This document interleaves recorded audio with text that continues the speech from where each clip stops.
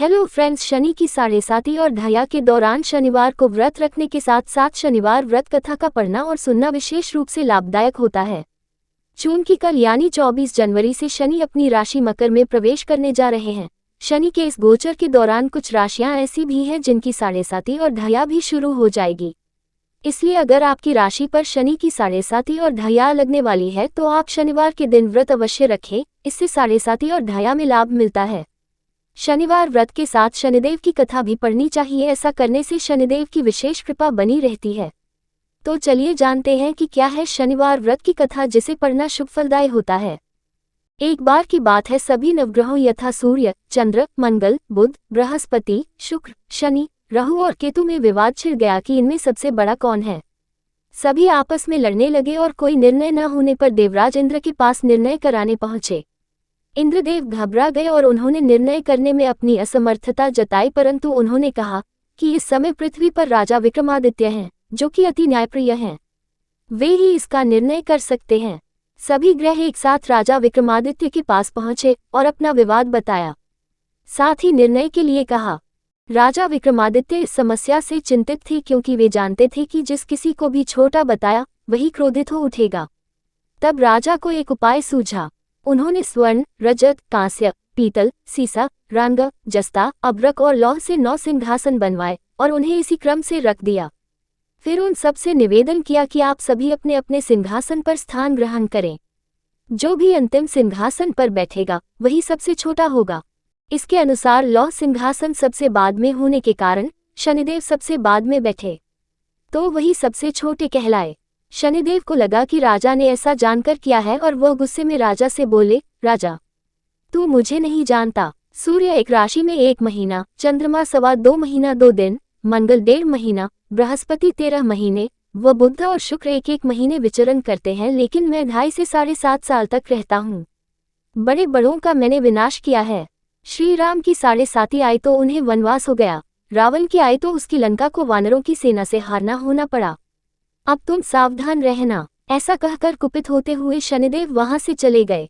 अन्य देवता खुशी खुशी चले गए। कुछ समय बाद राजा की 7.5 आई। तब शनिदेव घोड़ों के सौदागर बनकर वहां आए।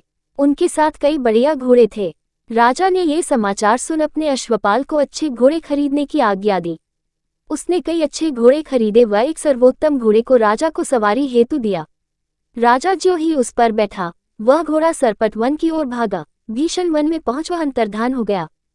अब राजा भूखा प्यासा भटकता रहा। तब एक ग्वाले ने उसे पानी पिलाया। राजा ने प्रसन्न होकर उसे अपनी अंगूठी दी। वह अंगूठी देकर राजा नगर को चल दिया और वहां अपना नाम उज्जैन निवासी वीका बताया। वहां एक सेठ की दुकान में उसने जल इत्यादि पिया और कुछ देर आराम किया। भाग्यवश उस दिन सेठ की खूब बिक्री हुई। सेठ उसे खाना इत्यादि कराने खुश होकर अपने साथ घर ले गया। वहां उसने एक खूंटी पर देखा कि एक हार टंगा है, जिसे खूंटी निगल रही है। थोड़ी देर में पूरा हार गायब था। तब सेठ ने आने पर देखा कि हार गायब है। सेठ ने समझा कि वीका ने ही उसे चुराया है। उसने वीका को कोतवाल के पास पकड़वा दिया।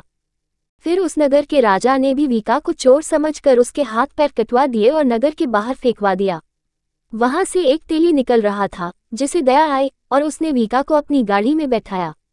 वह अपनी जीप से बैलों को हाँकने लगा। उस समय राजा की शनिदशा समाप्त हो गई। वर्षा ऋतु आने पर राजा मल्हार गाने लगा।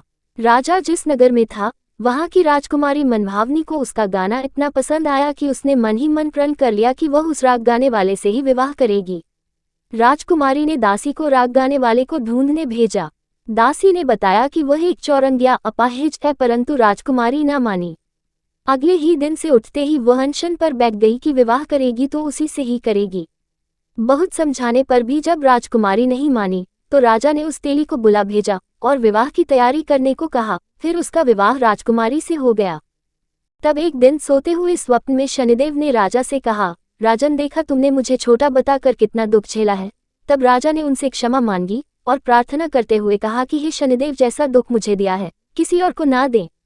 शनिदेव मान गए और कहा कि जो मेरी कथा और व्रत कहेगा उसे मेरी दशा में कोई दुख नहीं होगा।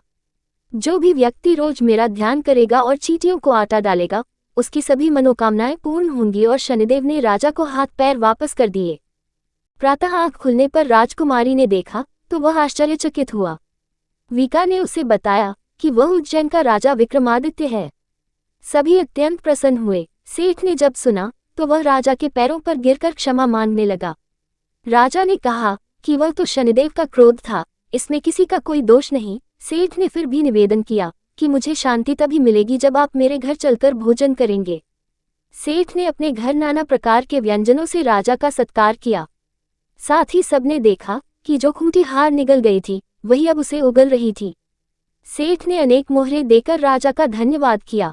सेठ ने राजा से अपनी कन्या श्रीकुंवरी से विवाह करने का निवेदन किया। राजा ने सहर्ष स्वीकार कर लिया।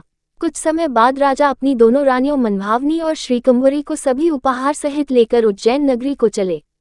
वहां राजा के राज्यवासियों ने सीमा पर खूब आदर सत्कार किया। सारे नगर में दीपमाला बनाई गई। राजा ने घोषणा की कि मैंने शनि देव को सबसे छोटा बताया था, जबकि असल में वही सर्वोपरि है। तब से सारे राज्य में शनिदेव की पूजा और कथा नियमित होने लगी। सारी प्रजा खुशी और आनंद के साथ जीवन बिताने लगी। जो भी कोई शनि देव की इस कथा को सुनता या पढ़ता है, उसके सारे दुख दूर हो जाते हैं। व्रत के दिन इस कथा को अवश्य पढ़ना चाहिए।